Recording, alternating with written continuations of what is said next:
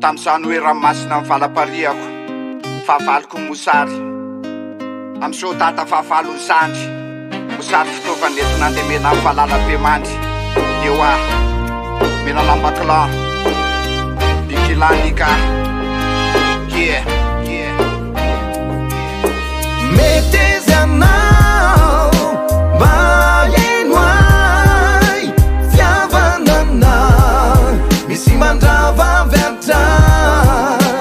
Mettez anao baenoai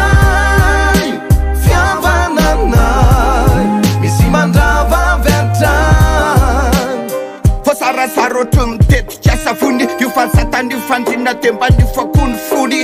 Voazarazara ny fanatotolona ny mozika politika ny atopotopoponona fiavanana ferafy ny akaiky anao ny mivadika famoto misarotavy misy miofapalitao misy manao pelazao misy milaza famesimba hoentiny anjanakanao very lay firaisakina zay volo de mangina efa lasa mpanamboatra vozao misy azo anabina isantena namane famianandalane niadalantsy ambakaina zanahary ane mijery afapelerefeto amitsika Dafa tena nevitry ny tena politika kolokolokolo saina viretrana fomba faina le lalana totsilaina alapotro loavitrainy desa hoafazambalainy tia Mettez anao baenoai fiavanana misy mandrava vertan Mettez anao baenoai fiavanana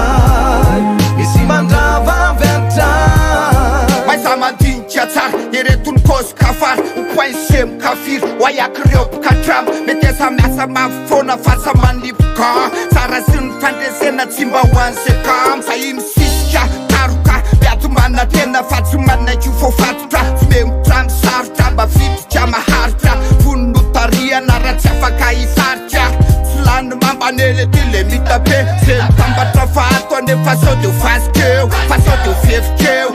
zay be mibasy fanareo ny zomiteny efa voazarazara ve ka tsy afakiray feo manokana manakana fataoneo ihany eo azony tombony elasanda misy kary fa tsy fantana ka sao disoady lesy fa se disoady resy sy tare nefa efitra no entina mandresy Mettez